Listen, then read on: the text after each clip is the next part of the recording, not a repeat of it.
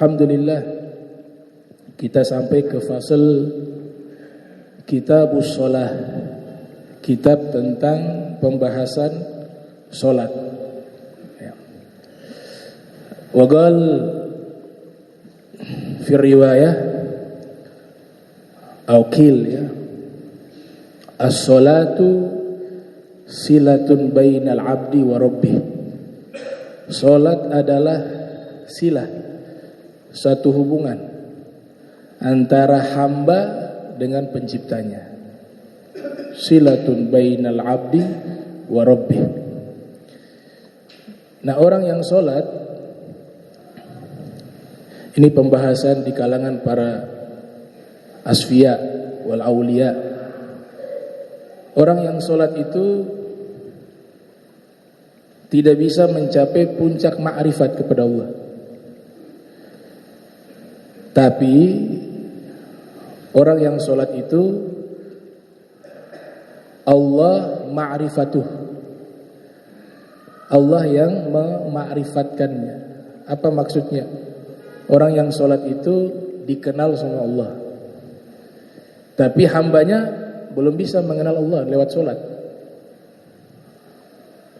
Tapi ketika orang rajin salat, otomatis dia absen. Dia absen kepada siapa? Kepada Allah. Maka Allah, dia sudah dapat satu keuntungan. Allah sudah mengenalnya. Tapi untuk dia mengenal Allah tidak cukup hanya lewat salat. Bahkan dikatakan salat itu buahnya bukan ma'rifah. Kita gak bisa mengenal Allah lewat salat, tapi Allah mengenal kita lewat salat. Nah, sekarang caranya bagaimana? Orang yang sudah salat dikatakan as-salatu silatun bainal abdi wa rabbih. Salat itu hubungan antara hamba dengan penciptanya. Sudah dapat satu keuntungan. Tinggal tambah lagi yang satu. Sekarang bagaimana cara kita mengenal Allah? Maka dijawab oleh para aulia, salah satunya yang ada di Maghrib, bernama Sayyid Abdul Aziz Ibn Mas'ud Ad-Dabbag. Ya, beliau ini salah satu ulama yang tidak bisa baca tulis, tapi diberikan ilmu laduni. Ilmu laduni yang asli, karena diuji oleh ulama. Tanya tafsir, dijawab dengan tafsirnya. Bertanya hadis, dijawab dengan ilmu hadis. Tanya fikih, dijawab. Jadi semua pertanyaan ilmu-ilmu agama ini dijawab dengan benar. Bahkan pertanyaan yang sulit beliau dapat jawaban yang luar biasa.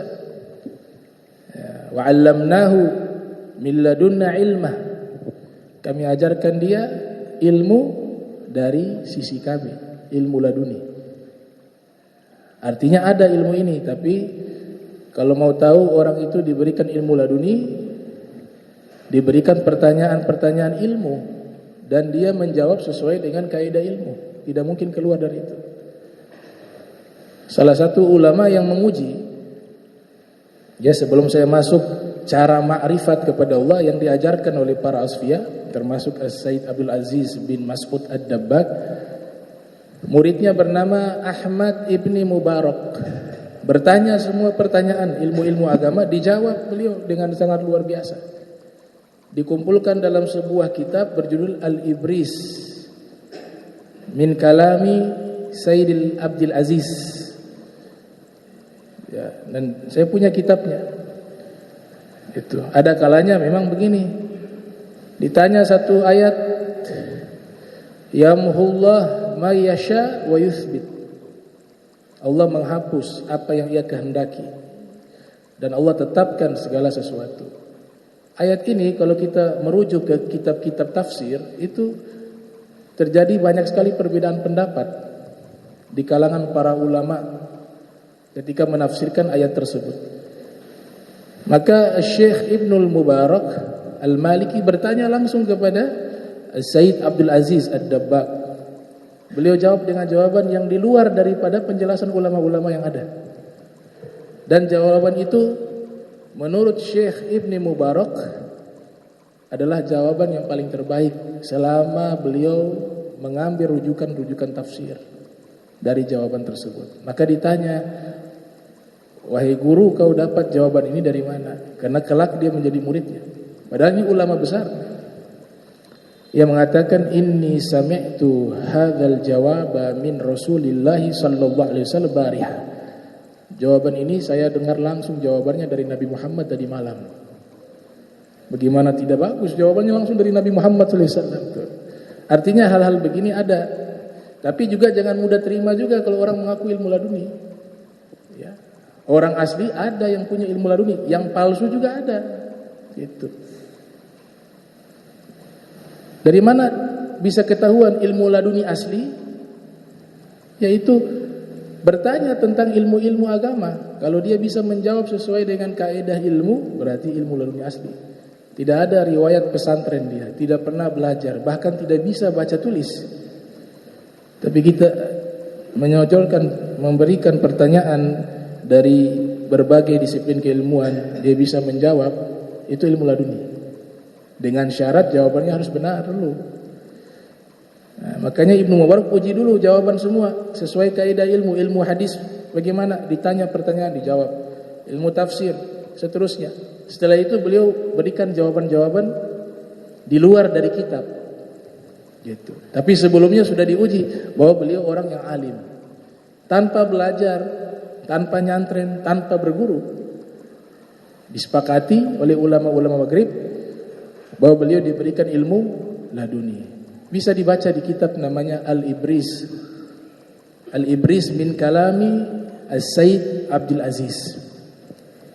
Beliau katakan begini, innal abda la yanalu ma'rifatallah hatta ya'rifa sayyidal wujud sallallahu alaihi wa alihi wasallam. Seorang hamba itu tidak akan bisa menggapai ma'rifat kepada Allah terkecuali dia harus mengenal Nabi Muhammad. Artinya tidak mungkin orang itu langsung bisa mengenal Allah sedangkan dia tidak mengenal Rasul sallallahu alaihi wasallam. Terlalu jauh untuk bisa mengenal Allah.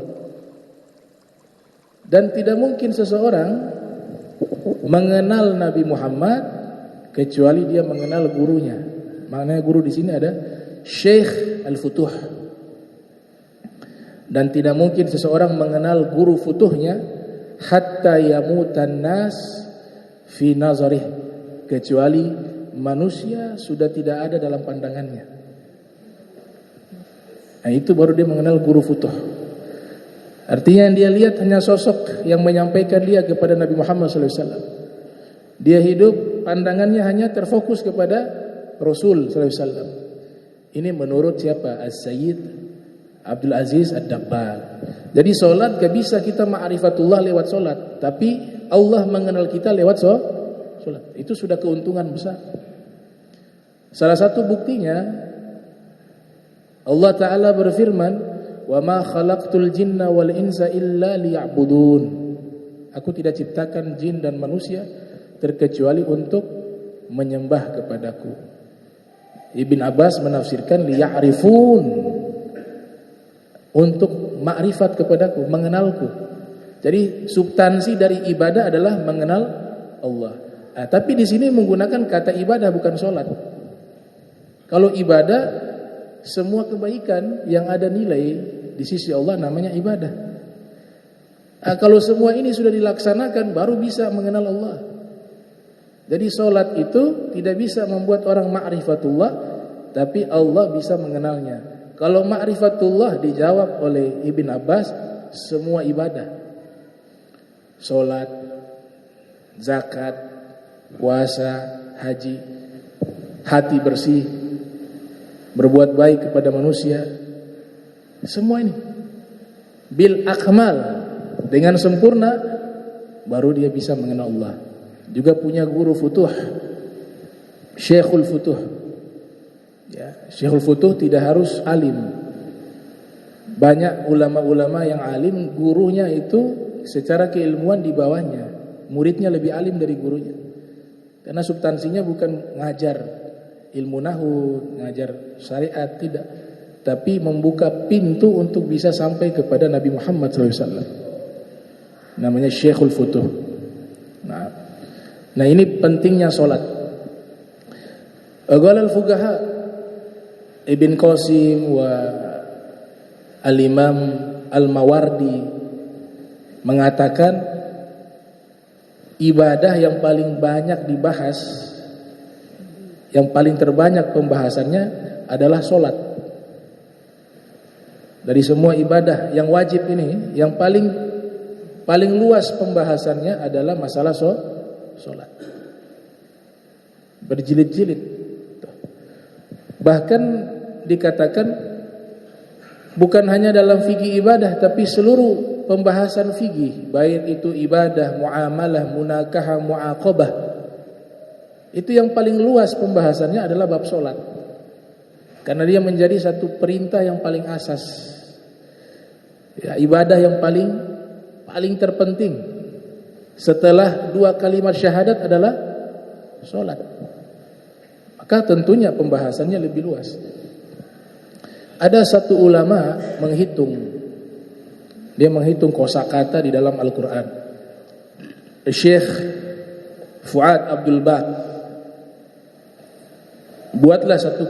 beliau buat satu kitab berjudul Al-Mu'jam Al-Mufahharas li Alfadhil Qur'anil Karim. Nah, kitab ini adalah kitab kamus Al-Quran yang menghitung kosa-kosa kata di dalam Al-Quran. Nah, jadi kita tinggal merujuk saja situ. Jumlahnya sudah ada. Nah, beliau simpulkan bahwa ibadah wajib yang paling banyak Allah sebutkan di dalam Al-Quran adalah solat. Saking pentingnya dan saking mulianya ibadah yang bernama solat ini, sehingga Allah menyebutnya lebih banyak dari semua ibadah yang wajib. Lebih banyak dari zakat. Jadi tidak semua ayat, ya jangan salah paham, dikatakan bahwa zakat saudaranya solat atau solat saudaranya zakat. Setiap kali ada kata solat pasti ada kata zakat. Itu maknanya bukan seluruhnya. Ada juga ayat yang Allah sebutkan solat tidak sebut zakat, ada. Tapi kebanyakan ketika menyebutkan wa aqimus sholata wa atuz zakata, dirikanlah solat dan tunaikan zakat. Kebanyakan ada seperti itu, tapi tidak semua, ya. Tidak semua. Karena ternyata dihitung solat lebih banyak penyebutannya di dalam Al-Quran dibanding zakat. Solat penyebutannya lebih banyak di dalam Al-Quran dibanding puasa, saum. Solat penyebutannya lebih banyak di dalam Al-Quran melebihi penyebutan ibadah haji, al-hajj. Nah, jadi banyak sekali solat. Dihitung kurang lebih ada 67 kali Allah sebutkan. 67 kali Allah sebutkan kata solat di dalam Al-Quran dengan redaksi yang berbeda-beda. Ada yang bentuk kata kerja, ada yang bentuk kata benda, ya. Contohnya misalnya Allah sebutkan wa aqimis sholata li dzikri, dirikanlah solat untuk mengingatku. As-sholata di sini jadi kata benda isim di dalam ilmu bahasa Arab. Ada kalanya Allah sebut dalam bentuk kata kerja, ya. Wa huwa qaimun yusolli fil mihrab, dia sedang solat di mihrab. Yusolli menggunakan kata kerja. Ada juga ayat yang menyebutkan, ya, wasta'inu bisabri wassolati, kalian minta tolonglah kepada Allah agar bersabar dan menjaga solat. Wa innaha lakabiratun illa 'alal khashi'in. Nah, sesungguhnya solat ini sangat berat kata Allah. Berat kecuali ringan, artinya lawan dari berat, kecil maknanya khafifa, ringan, kecuali orang-orang yang khusyuk. Itu ringan solat. Jadi kita jangan mengambil standar terlalu tinggi. Harus khusyuk dari awal sampai akhir. Jagoan. Ini ayat kabar gembira. Kamu sudah berusaha menjaga solat 5 waktu. Kemudian kamu berusaha khusyuk. Ya, walaupun tidak sempurna sudah ada usaha. Maka Allah sebutkan orang khusyuk. Makanya ayat ini kan mengatakan minta tolonglah kepada Allah dengan bersabar dan sholat. Sesungguhnya sholat itu sangat berat. Pakai lam taukid, la kabirah, sangat berat. Artinya selain orang khusyuk gak mungkin bisa jaga sholat 5 waktu. Jangan mencari sesuatu yang levelnya terlalu tinggi. Kamu sudah berusaha jaga 5 waktu, apalagi di zaman sekarang, sudah berusaha khusyuk tapi gagal. Paling enggak berapa persen dia khusyuk? Insya Allah masuk ke dalam ayat ini. Kalian orang-orang yang khusyuk, kata Allah Ta'ala. Karena kenapa?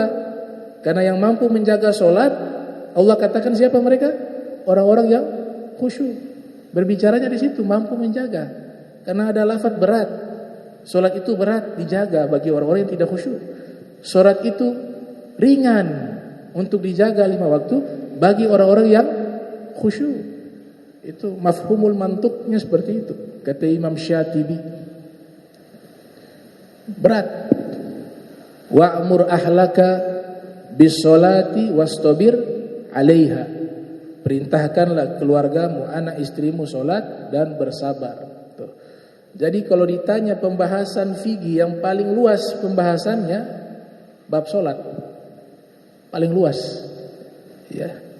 Al-masail fi sholati kathirah jiddan. Wasi'ah jiddan. Masalah-masalah dalam sholat itu jadi pembahasan masalah yang paling banyak dan paling luas. Sehingga muncul ulama-ulama membuat kitab-kitab secara khusus membahas masalah sholat. Ada yang bahas masalah menjamak sholat ketika hujan turun. Itu kan jadi pembahasan khusus. Ya, salah satu ulama yang menulis kitab ini bernama Syekh Fahad bin Yahya Al-Ammari. Nah, marganya Al-Ammari. Itu kitab berjudul Imta'un Nazar bi Ahkamil Jam'i fil Matar. Membahas tentang menjamak sholat ketika hujan begitu deras, ya. Itu pembahasan luas. Dr. Wahbah Zuhaili mengatakan itu ceritanya di zaman dahulu. Zaman sekarang hujan kalau ada payung, ada ini masih bisa, jas hujan. Dulu kan becek, pasir. Ya. Ada juga masalah kunut, ya, masalah kunut subuh. Jadi kunut subuh itu punya dalil-dalil yang sangat kuat. Bahkan dijadikan satu kitab membahas sunnahnya kunut subuh. Tuh. Ditulis oleh Sayyid Abdullah bin Mahfuz Al-Haddad berjudul Raf'us Satri an Adillati Al-Kunuti fil Fajri. Ada juga yang membahas masalah solat, tentang menjamak solat dalam keadaan di tempat tinggal. Dia sehat, tidak sakit, tidak safar, tidak lagi perang. Ya, ini jadi pembahasan panjang. Itu jadi pembahasan bahthul masail yang dimana orang menikah perempuan, dia dandan, dia kan dibolehkan jamak di situ. Karena sekali seumur hidup umumnya. Kalau dia wudu lagi untuk sholat rusak lagi, berjam-jam lagi. Atau dokter yang sedang mengoperasi pasien, iya kan? Operasinya panjang, dia belum sholat, dia jamak bisa, darurat. Nah itu jadi pembahasan tersendiri itu. Oleh Said Ahmad bin Siddiq Al-Ghomari menulis kitab Izalatul Khatar Amman Jama'a Baina Sholatain fil Hadar, membahas tentang masalah itu. Tapi ulama seperti Imam Nawawi mengatakan ada riwayat hadis tuh, Nabi pernah di kota Madinah, tidak lagi safar, tidak lagi perang, keadaan sehat, Nabi sengaja menjamak sholat satu kali tok. Untuk apa? Untuk jadi hukum di masa depan, untuk jadi rukhsah kepada umat di masa depan. Dalam keadaan yang sangat terdesak seperti tadi dokter atau orang yang menikah, hukum ini bisa digunakan. Tapi Imam Nawawi memberikan tanda merah, ya, ta'liq di situ, bahwa hal ini jangan dijadikan kebiasaan. Kalau jadi kebiasaan haram. Gitu. Yang kedua, beliau bahas kitab tentang makmum masbuk yang terlambat. Datang imamnya posisinya sudah ruku'. Memang ada pernyataan mengatakan man adraka ruku'al imami faqad adraka rak'atan. Siapa yang mendapati rukunya imam, maka sungguh dia mendapati satu rakaat. Tidak perlu lagi mengulang yang tadi itu. Sudah dianggap satu rakaat dia dapat. Mazhab Syafi'i mayoritas mengukuhkan ini. Ya. Tapi menurut As-Said Ahmad Al-Gumari bahwa tidak bisa. Karena Fatihahnya enggak dibaca. Dia wajib mengulang. Tuh, walaupun mendapatkan rukunya imam. Dibuatlah satu kitab yang membahas tentang masalah ini berjudul Nafsur Rawi bi anna rak'ata la tudriku birruku'i. Yang artinya satu rakaat ya. Kita dapat rukunya imam itu tidak dapat satu rakaat. Kata beliau, itu judul kitabnya tuh dibahas. Nah, ulama-ulama yang ada di Hadramaut walaupun berpegang dengan mazhab Syafi'i, tapi kebanyakan dari mereka itu kalau masbuk tidak sempat baca suratul Fatihah, hanya mendapatkan ruku imam, itu mereka tetap menambah satu rakaat untuk keluar dari khilaf di kalangan para ulama. Tapi yang praktek juga tidak masalah, karena hal itu dikukuhkan juga di dalam mazhab kita. Ya. Jadi kitab-kitab khusus berbicara sholat sangat banyak. Ada juga yang membahas sholat dari sudut pandang para sufi, menggunakan fiqhul asfiya, figinya para sufi. Kitabnya berjudul Sholatul Muqarrabin, sholatnya para wali, nama kitabnya. Itu karya Al-Habib Hasan bin Sholih Al-Bahar. Ada juga yang membahas masalah sholat dari sisi khusyuk, tips-tips agar kita sholatnya khusyuk. Ditulis satu kitab berjudul Kitabul Khusyu' karya Al-Hafiz Ibnu Rajab Al-Hambali. Ada juga ulama yang menulis tentang cara sholatnya Nabi. Ya, di zaman kita nih, Syekh Albani, kitab Sifat Sholatin Nabi.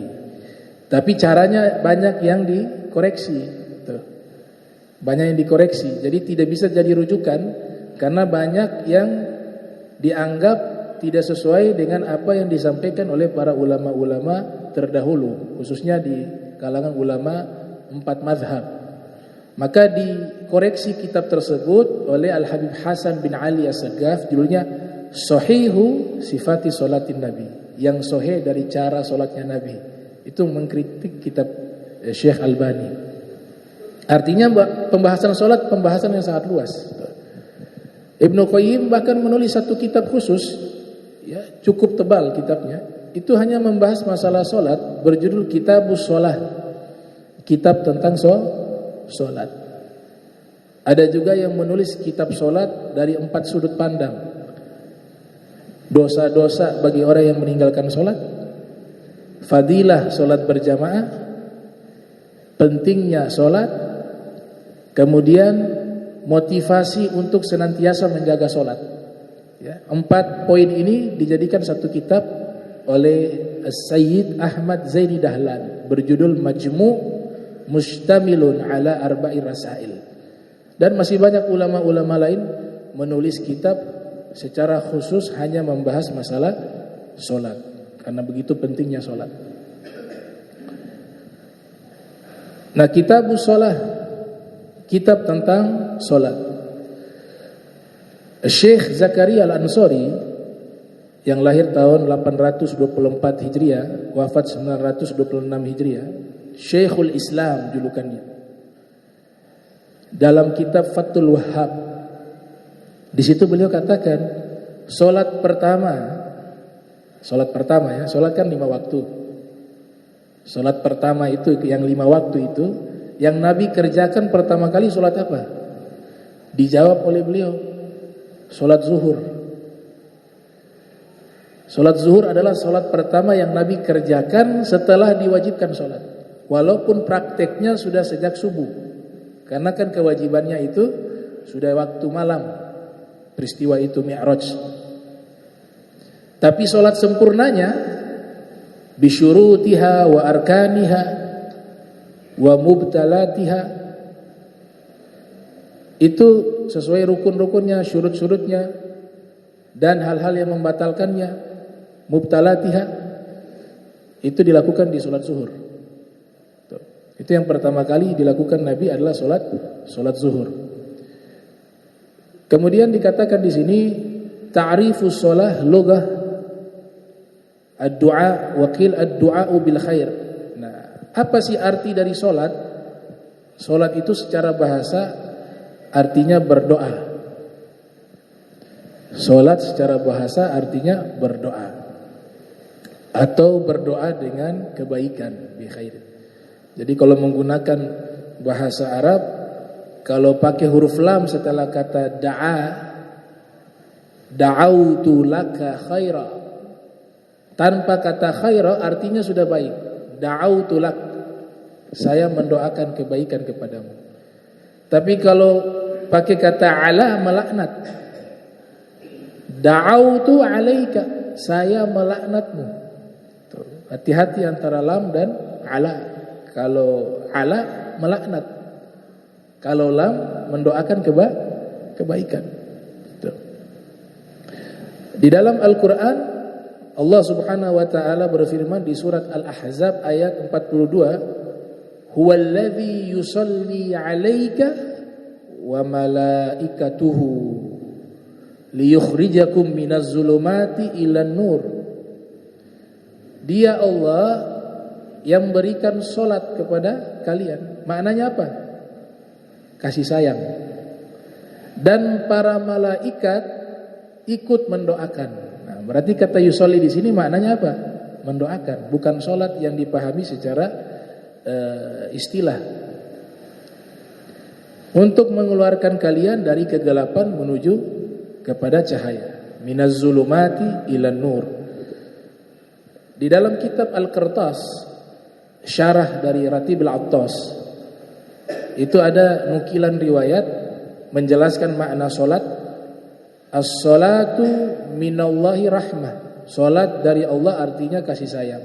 Was-salatu minal malaikati al-istighfar, solat di sisi malaikat itu adalah istighfar.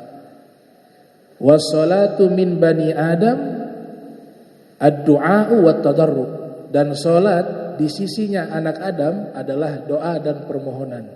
Wassalatu minal bahaim at-tasbih, dan solat dari sisi hewan-hewan itu adalah tasbih.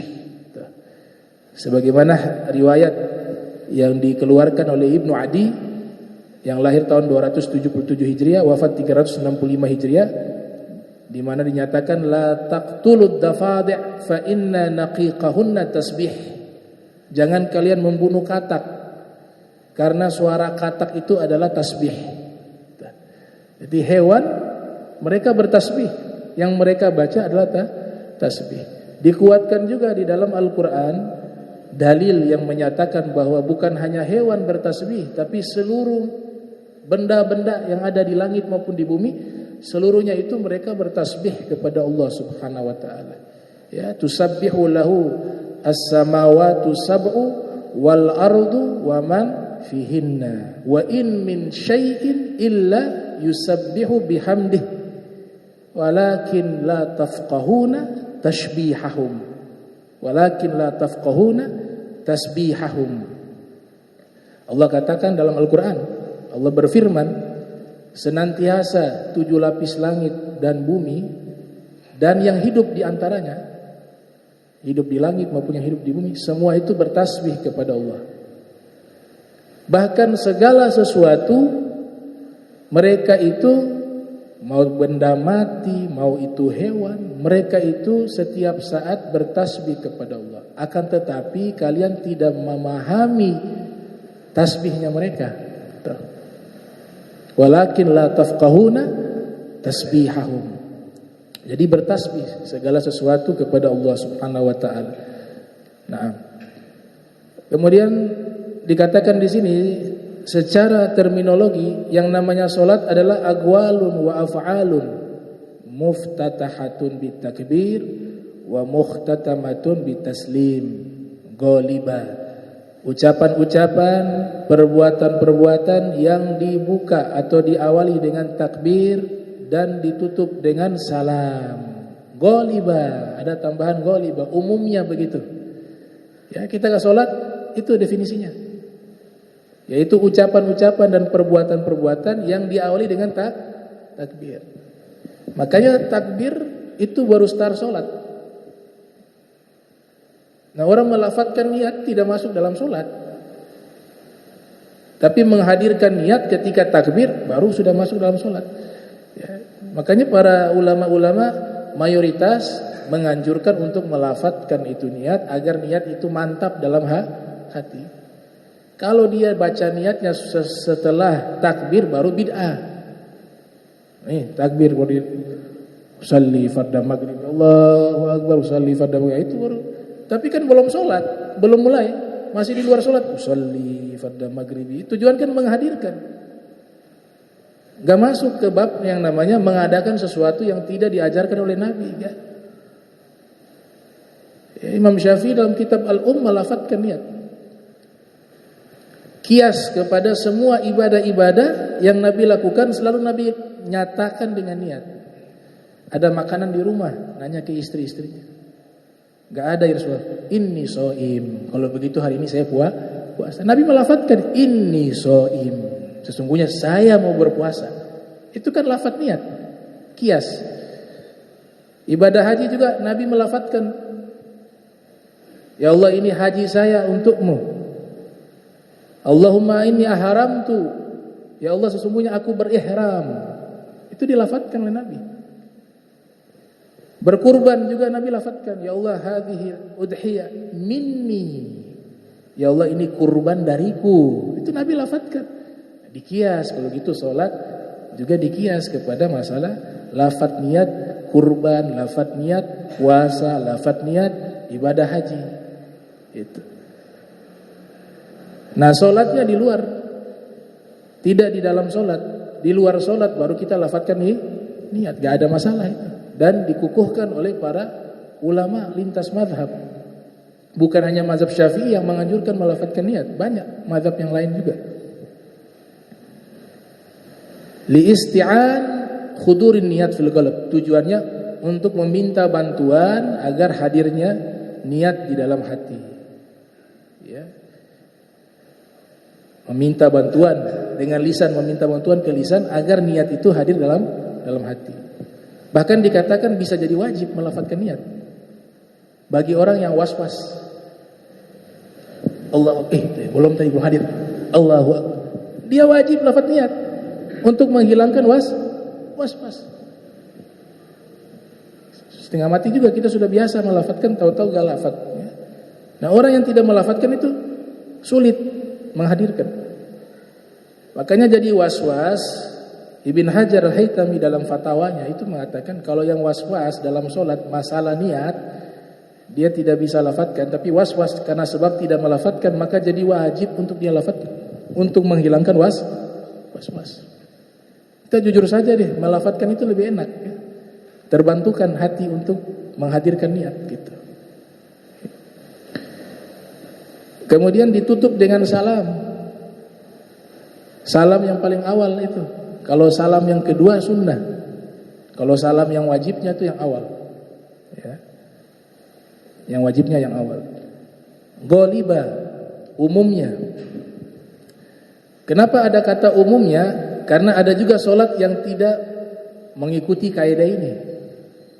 Ya. Seperti apa di sini dikatakan? Agwalan la af'alan. Ada yang sholat hanya lafaz saja, tapi tidak menggunakan gerakan. Sholat apa itu? Sholat jenazah. Ya kan? Maksudnya gerakan ruku tidak ada, gerakan sujud tidak ada. Ini juga jadi pembahasan di kalangan para fuqaha. Ada yang mengatakan sholat jenazah itu makna secara bahasa mendoakan jenazah, bukan sholat. Karena yang namanya sholat ada ruku, ada sujud. Jadi dipahami sholatul jenazah adalah doa al-janazah, mendoakan jenazah. Tapi sebagian ulama mengatakan enggak, dia sholatun makhsusah. Dia memang suatu sholat yang khusus sehingga tidak ada ruku, tidak ada sujud. Ini pendapat yang kuat. Makanya syarat-syaratnya sama seperti syarat-syarat sholat, harus suci, harus dalam keadaan berwudu. Kalau yang memahami hanya secara bahasa, tanpa wudu juga boleh, diganti dengan tayamum juga. Itu dipahami secara bahasa. Tapi yang kuat adalah dia adalah sholat.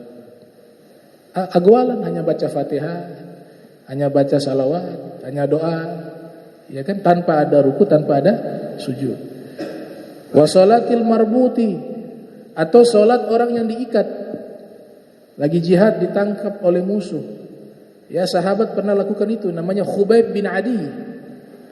Khubayb bin Adi yang pada akhirnya syahid fisabilillah, dibunuh oleh orang-orang kafir Quraisy dari Bani Mahzum, balas dendam kepada beliau. Itu sudah dianiaya, tapi sholat tetap dijaga 5 waktu. Posisinya terikat di tiang. Ya sholat tanpa wudu, tanpa tayamum keadaan.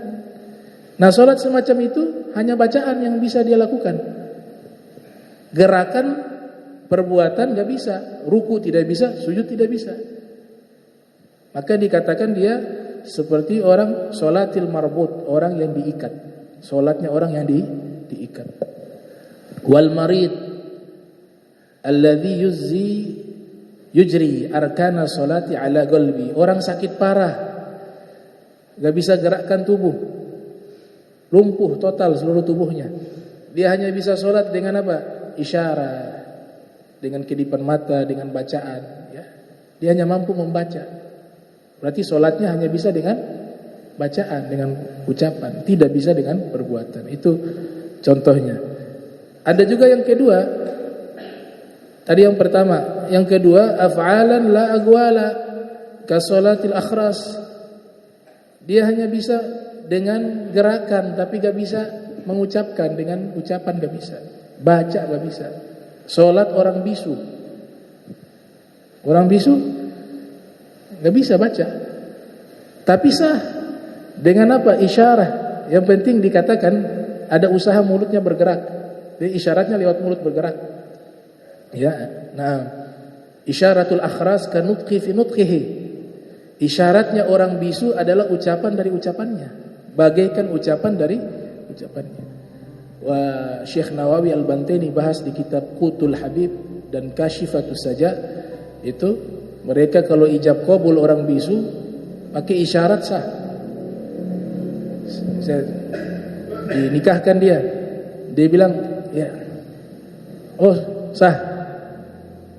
Karena isyaratnya orang bisu seperti ucapannya itu. Atau Imam Ghazali mengatakan di kitab Al-Wasit, isyaratnya bisa dengan isyarat, bisa dengan tulisan. Kalau di luar sholat ya, di luar sholat misalnya ijab kabul, dia pakai tulis, kasih, dilihat, oh sah. Atau akad jual beli dalam mazhab Syafi'i pakai tulisan, sah. Innal kitabata ahadu lisanain, karena tulisan adalah perwakilan lidah. Bagi siapa? Bagi al-akhras, orang bisu gitu. Nah, ini contoh sholat hanya dengan perbuatan. Orang bisu bisa ruku, bisa sujud. Yang dia gak bisa hanya melafadzkan, membaca. Maka sholatnya itu dianggap sah dengan apa? Isyarat, ditambahkan isyarat. Dia punya bibir gerak-gerak gitu. Dia gak bisa diam. Dianggap kalau diam seperti tidak membaca ya. Diam. Nanti tanya tadi kau gak gerakkan mulut. Dalam hati. Dia bilang, oh, dalam hati bukan disebut membaca, imajinasi.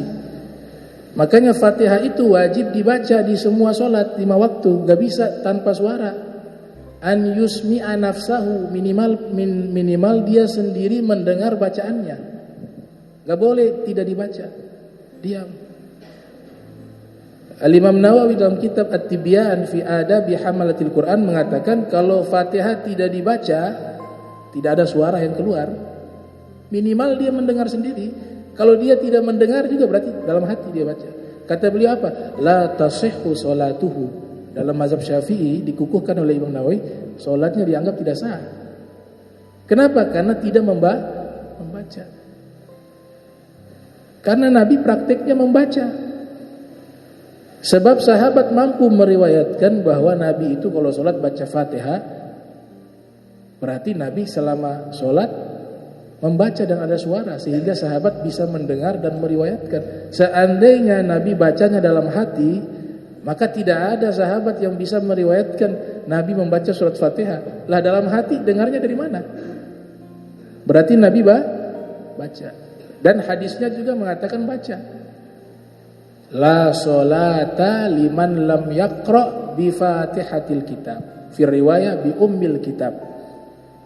Siapa yang tidak membaca Fatihah, la sholata, tidak ada sholat. Jadi harus dibaca ya, jangan di dalam hati. Nah ditanya orang yang baca Al-Quran, Fatihah paling benar 100% adalah orang yang membaca Al-Quran dalam hati. Karena gak bisa tahu mana cara baca yang benar. Pasti benar deh kalau imajinasi itu dalam hati. Sedangkan perintahnya adalah membaca, salah satunya juga untuk mengetahui bacaan yang benar, makharijul hurufnya, tajwidnya. Tapi kalau dalam hati gak ada makharijul huruf, gak ada tajwid, gak ada tahsin, gak ada tartil.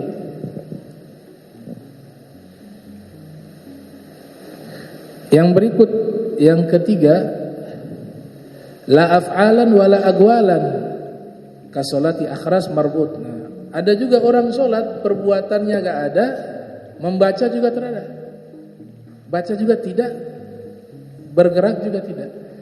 Yaitu sholatnya orang bisu yang diikat di tiang. Ya sudah, kalau orang bisu diikat di tiang, wah baca juga tidak, gerak juga tidak. Tapi dihitung dia sholat ketika sudah ada niat mau sholat.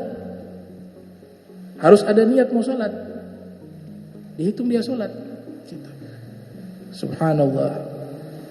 Nah, ini menunjukkan bahwa sholat ini gak bisa ditinggal sama sekali. Ya, yang penting dulu sholat dulu ya. Sholat nanti afdoliyahnya berjamaah. Afdoliyah lagi qobliyah ba'diyah. Afdoliyah lagi sunnah-sunnah yang lainnya tuh. Sholat duha, sholat tahajud, sholat witir, sholat awabin, sholat istikharah, sholat taubah, dan seterusnya. Fadlu sholat hiya ar-ruknu tsani min arkanil Islam. Keutamaan sholat, dia adalah rukun kedua daripada rukun Islam. Wa hiya amududdin, dia adalah tiang agama. As-salatu imaduddin, faman agamaha faqad agamaddin, wa man tarakaha faqad hadamaddin. Salat adalah tiang agama. Siapa yang mendirikan salat maka dia sudah menegakkan tiang tersebut. Siapa yang meninggalkan maka dia telah menghancurkan agama. Maknanya menghancurkan agama bukan agamanya hancur sebab dia gak salat. Ya, agama ini tetap Allah Ta'ala muliakan, tapi diri dia yang hancur. Orang yang tidak salat sedang menghancurkan dirinya sendiri, bukan menghancurkan agama. Kalian punya ketaatan seluruhnya, gak memberikan apapun kepada Allah. Hadis qudsi itu. Kalian semua taat, gak ada yang berikan sesuatu kepada Allah dari ketaatan kalian. Itu baiknya untuk kalian sendiri. Begitu juga semuanya maksiat, gak ada yang taat, gak mengurangi kebesaran kerajaan Allah. Gitu. Jadi memahami hadis ini bukan menghancurkan agama sebab orang tidak sholat, tapi dia sedang menghancurkan dirinya sendiri. Imam Nawawi itu dikasih julukan Muhyiddin, orang yang menghidupkan agama Islam. Beliau memahami secara hakikat, saya ini siapa? Maka keluarlah fatwa dari beliau, la uhillu man laqabani bi Muhyiddin. Saya tidak halalkan siapapun yang memberikan julukan kepada saya Muhyiddin, orang yang menghidupkan agama. Ya, tawadunya Imam Nawawi itu. Saya tidak halalkan. Tapi sekarang yang sudah beredar ini Muhyiddin, itu mereka mulai memberikan julukan itu setelah wafatnya. Jadi dipahami tidak halalkan di waktu hidup.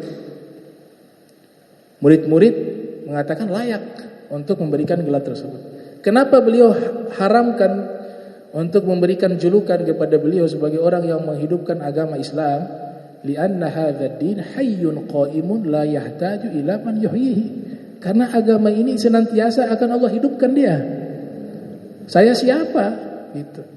Tapi bukan berarti kita meninggalkan perjuangan, tidak. Tapi ini bahasa hakikatnya, bahwa agama ini agama yang sangat besar dan Allah yang menjaganya, Allah yang mengangkatnya. Secara hakikat perjuangan tetap ada, intan surullah yansurkum wa yutsabbit aqdamakum. Tapi hakikatnya ini agama mulia, Allah yang angkat. Kalian semuanya maksiat, gak ada masalah, ini agama.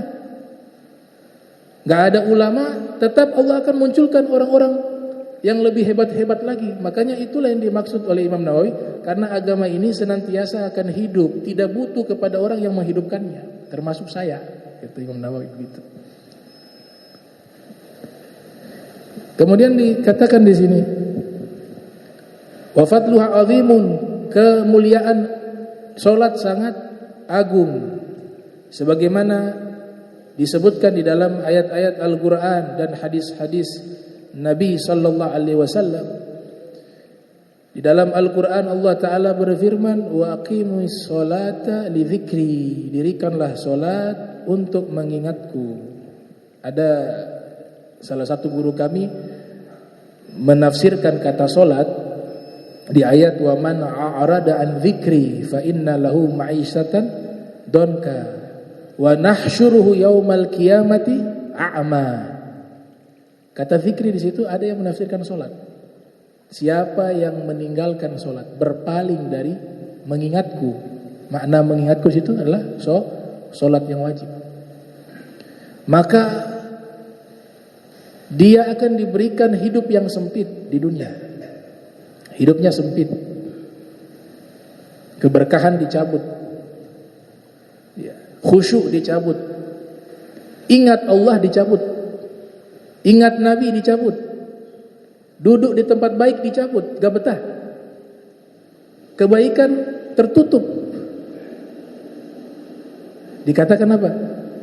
Allah sudah muak kepadanya untuk sujud kepadanya. Allah yang halangi dia karena sudah muak. Itu salah satu guru kami tafsirnya tegas begitu. Jadi sempitnya di dunia sudah dikasih susah. Ada yang lucu, tertipu karena sudah dimatikan hatinya, dibutakan mata hatinya.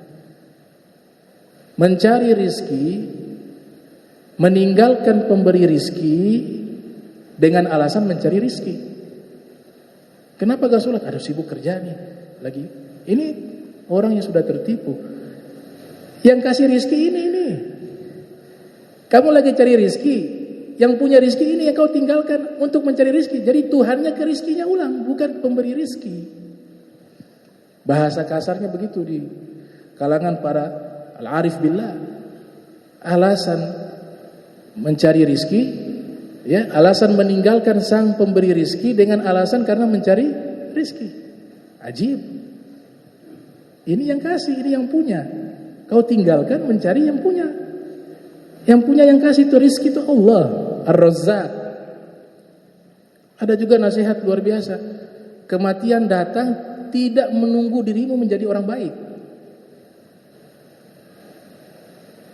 Tapi jadilah kamu orang yang baik untuk bisa menyambut kematian yang datang secara tiba-tiba. Kita kalau gak ada gerak, gak bisa. Bahasa menjemput hidayah, petunjuk itu semua dari kita. Makanya memang ada filosof mengatakan takdirmu itu di pikiranmu dan niatmu. Takdirmu itu di pikiranmu dan di niat. Kalau pikiran sudah nanti saya mau tobat nanti saja deh. Nanti kalau hidayah datang, ya, baru saya jadi baik. Ini dia sudah membuat takdirnya tidak baik. Karena sudah ada niat seperti itu. Sedangkan hidayah ini mahal, ikhwan. Taufik itu mahal. Makanya bahasanya Allah Ta'ala menyatakan sungguh-sungguh baru kami kasih. Alladzina jahadu fina lanahdiyannahum subulana. Jadi hidayah gak bisa datang sendiri, kita yang berusaha menjemputnya. Ini barang mahal, maka harus diusahakan untuk digapai begitu. Nah, kemudian dikasih apa lagi dia? Wa nahsyuruhu yaumal qiyamati a'ma. Sudah sempit di dunia, Allah tutup dia, Allah hijab dia. Nanti di yaumil qiyamah Allah bangkitkan dia dalam keadaan buta. Jadi dikatakan dalam satu tafsir, saya baca di satu tafsir Bagawi apa Qurtubi itu. Dikasih buta, masuk neraka, sudah buta mata, buta hati. Ini sudah masuk neraka, sudah siksaan, tapi dalam keadaan buta. Dan butanya dua, buta mata, buta hati. Basir wa basirah. Allahu Akbar. Makanya ini luar biasa. Ya, wa qauluhu wa aqimi sholata tarafain nahar wa zulafan minal lail innal hasanati yudhibna as-sayyi'at dzalika dzikra lidzakirin. Kemudian Allah Ta'ala berfirman, dirikanlah solat di dua penghujung siang dan mendekati daripada waktu malam, atau sudah gelapnya daripada malam. Sesungguhnya kebaikan-kebaikan itu menghapus perbuatan-perbuatan buruk, itu sebagai pengingat bagi orang-orang yang mengingatnya. Ada kitab Asbabun Nuzul karya Suyuti, Lubabun Nuqul fi Asbabin Nuzul nama kitabnya. Lahir 849, ulama besar beliau. Beliau punya karangan kitab 400 judul kitab. Judul bukan jilid, judul kitab 400. Ya. Ibnul Kutub julukannya, anak kitab. Beliau punya kitab Asbabun Nuzul, judulnya Lubabun Nuqul fi Asbabin Nuzul. Ya, lahir 849, wafat 911 Hijriah. Jadi menceritakan kronologis turunnya ayat ini, ya, di mana ini ayat ini surat Hud ayat 114. Ada satu orang, dia belanja, yang jaga warung ini perempuan cantik, ya. Waktu dia belanja dilihat perempuan itu cantik, keadaan ini sunyi. Dia mau alasan, saya mau lihat barang di dalam boleh. Nah, dia masuk ke dalam. Ini juga diceritakan oleh Syekh Dimyat dalam kitab Al-Jawahir Al-Lu'luwiyah. Masuk di dalam, dia ambil itu barang, dia cium pipinya perempuan itu. Lari keluar. Setelah dicium lari. Ini pelecehan kalau zaman sekarang, ya. Oh iya, tidak baik itu. Tapi lihat nih, dalam hatinya itu masih ada kebaikan. Dia menyesal itu perbuatan. Aduh, sudah cium yang bukan mahram ini. Akhirnya dia beranikan diri mau lapor ke Nabi. Datang ke sana, ketemu Rasul sallallahu alaihi wasallam, ada beberapa sahabat juga di situ. Dia mengatakan, wahai Rasul, saya ingin mengajukan sesuatu. Saya sudah melakukan satu dosa besar. Nabi diam. Nabi tidak mau tuh begitu. Artinya sudah, kau punya dosa, kau bertobat, sudah, jangan cerita-cerita lagi begitu. Makanya Sayyidina Umar bin Khattab sudah emosi, mengatakan sudah sukut, pulang tobat sudah. Gak, saya mau langsung dari Nabi. Mau dari Nabi ilmunya langsung. Akhirnya dia mengatakan, saya tadi mencium perempuan yang bukan mahram. Nabi palingkan wajah.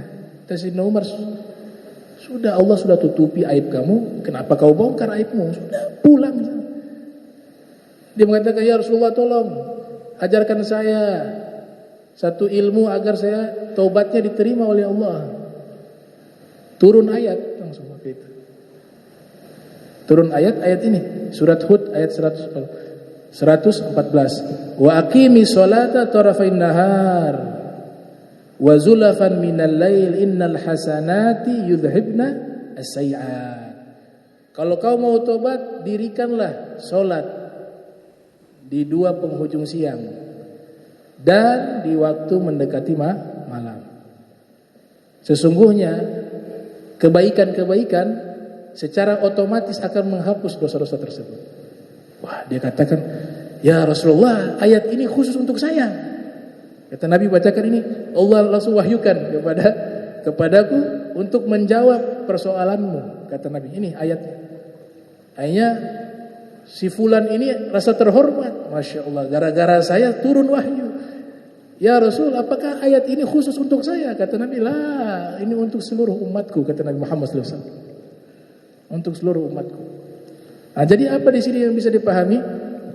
Ini dalam tafsir Imam Mujahid mengatakan dua penghujung siang artinya solat di awal siang dan di akhir siang, yaitu solat subuh, solat zuhur, solat asar. Kemudian Rasul Muhammad sallallahu alaihi wasallam menafsirkan kata zulafan minal lail, yaitu huma zulafata al-laili al-maghrib wal isya. Yang dimaksud solat di waktu malam atau penghujung malam atau sudah gelapnya malam itu adalah solat maghrib dan isya. Maka genap 5 waktu. Tapi Ibnu Katsir memiliki tafsiran yang berbeda.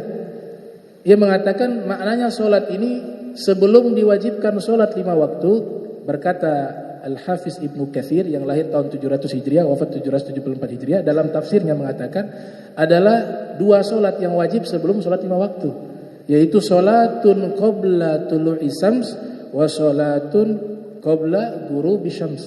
Solat sebelum terbitnya matahari dan solat sebelum tenggelamnya matahari. Jadi sebelum 5 waktu yang wajib 2 ini, kata Al-Hafiz Ibnu Katsir kepada Nabi Muhammad sallallahu alaihi wasallam.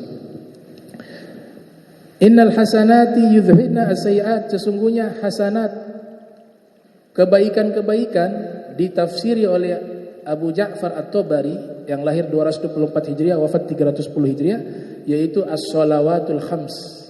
Sesungguhnya salat yang 5 waktu itu menghapus dosa-dosa.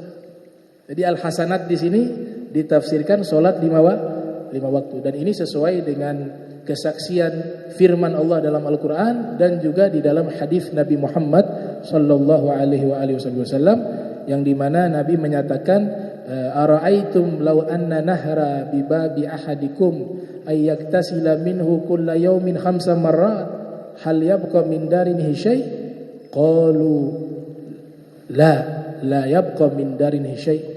Qala an-nabi fadzalika mathalu salawatil khams yamhullahu ta'ala bihinna al-khataaya. Nabi katakan kepada para sahabat, bagaimana menurut kalian seandainya ada sungai di depan rumah kalian, kalian mandi setiap hari 5 kali, apakah ada kotoran yang tersisa di tubuh kalian? Sahabat mengatakan, tidak mungkin ya Rasulullah, pasti bersih, tidak ada noda dan kotoran tersisa di tubuh kami. Maka Nabi mengatakan, demikianlah salat 5 waktu. Dengan sholat 5 waktu Allah membersihkan kalian, menghapus dosa-dosa kalian. Hadis ini hadis sahih riwayat Imam Muslim di dalam sahihnya yang lahir tahun 204 Hijriah, wafat 261 Hijriah. Terakhir saya sampaikan, ada juga yang memahami bukan hanya sholat, semua amal baik menghapus dosa, tapi dosa-dosa kecil.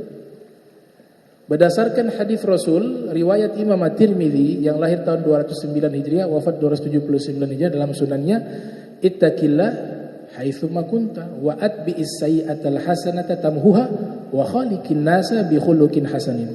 Bertakwalah kepada Allah dimanapun kalian berada dan ikutilah perbuatan buruk kalian, yaitu berbuat dosa, dengan perbuatan baik. Niscaya perbuatan baik itu akan menghapus dosa-dosa kalian, dan berakhlaklah mulia kepada manusia. Nah, kata kebaikan menghapus dosa, isyarat dari ayat tadi surat Hud ayat 114, ada satu solat sunnah namanya solat taubah, ya, solat taubat. Karena isyarat di sini menggunakan solat untuk menghapus dosa, maka para fuqaha mengistinbat satu hukum dengan isyarat, yaitu taubat yang sempurna, kita bertobat kemudian ditutup dengan apa? Salat taubah. Wah, lebih afdol lagi, lebih hebat lagi itu. Ya. Nah, itu isyarat. Kemudian semua kebaikan menghapus dosa-dosa. Nah, ada satu barometer, mi'yaru qubulil al-hasanah, standar bahwa amal kita, kebaikan kita diterima oleh Allah, itu menurut Ibnu Rajab Al-Hambali yang lahir tahun 736 Hijriah, wafat 795 Hijriah, mengatakan man amila bihasanah thumma atba'aha ba'daha bihasanah fakana dzalika alamah ala qabuli alhasanatil ula. Siapa yang melakukan satu kebaikan Kemudian setelah kebaikan itu dia lakukan, dia susul lagi dengan kebaikan yang kedua. Maka itu pertanda bahwa kebaikan yang pertama telah diterima oleh Allah Ta'ala. Jadi taubat itu kan kebaikan. Mengakui salah, ya Allah saya bertobat kepadamu atas dosa-dosa saya. Satu kebaikan itu. Tapi kalau mau diterima taubat kita tadi, lebih afdol lagi setelah menyatakan minta maaf, penyesalan dan taubat kepada Allah, setelah itu ditutup dengan sholat sunnah taubat. Maka menandakan amal kebaikan yang pertama tadi diterima oleh Allah Subhanahu wa taala. Kama anna man amila hasanatan thumma atba'aha ba'daha bi sayyi'atin kana dzalika alamah ala raddiha. Begitu juga orang yang berbuat satu kebaikan, setelah itu dia susul dengan perbuatan buruk, maka itu tanda bahwa amal kebaikan yang pertama ditolak oleh Allah Subhanahu wa taala. Kita sudah buat amal baik nih, tahu-tahu setelah keluar dari masjid misalnya buat satu dosa, itu tandanya yang pertama tadi ini ditolak. Amal kita yang pertama ini ditolak. Ini fawaid dari Ibnu Rajab Al-Hambali. Makanya kita ini harus cerdas. Sayyidina Ali bin Abi Thalib mengatakan, "Kunu liqabulil amali asyadda ihtimaman minkum bil amal." Jadilah kalian fokus kepada amal diterima Allah lebih daripada amal itu sendiri. Maknanya apa? Jangan kita terpaku dengan surahnya amal. Oh, saya mau amalkan ini puasa ini. Tapi kualitas amalnya kita tinggal. Jangan juga kita terfokus ke jumlah amal. Saya sebentar malam mau tahajud atau sholat sunnah mutlak 100 rakaat misalnya. Tapi berantakan. Hatinya gak hadir, ibadahnya juga tidak sempurna. Akhirnya apa? Tidak diterima oleh Allah karena berantakan. Maka Sayyidina Ali memberikan pesan, kalian fokusnya bukan di amalnya, tapi fokusnya di kualitas amal, sehingga amal kalian diterima oleh Allah Ta'ala. Makanya di Al-Quran kan mengatakan bukan paling banyaknya amal yang Allah hitung, yang Allah nilai, bukan, tapi ahsanu amala, ya, yang paling bagus amalnya itu. Alladzi khalaqal mauta wal hayata liyabluwakum ayyukum ahsanu amala. Gak ada aktsaru amala dalam Al-Quran yang dihitung, tapi ahsanu amal, yang paling bagus amalnya itulah yang dihitung oleh Allah Subhanahu wa taala. Sudah begitu dapat ganjaran satu kebaikan 10 kali lipat. Man jaa bil hasanah falahu asyru amsalihha.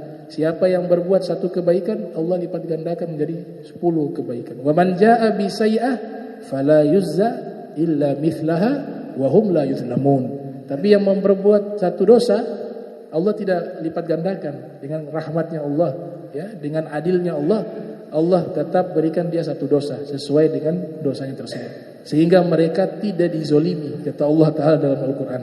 Ya, insyaallah kita lanjutkan pertemuan berikut, masih membahas tentang solat. Kita bahas nanti hadis Rasul Sallallahu Alaihi Wasallam tentang masalah innal abda idza qama fi shalah, ya Allahumma jam'ana hadza jam'a marhuma wa tafarraqan ba'da tafarrukan ma'zuma wa la tajal minna wa la minna syakil mahruma subhanaka bihamdika asyhadu an la ilaha illa anta astaghfiruka wa atubu ilaik wa sallallahu alaihi Muhammadin wa ala alihi wa sahbihi wa baraka wasallam wa lafu minkum assalamu alaikum warahmatullahi wabarakatuh.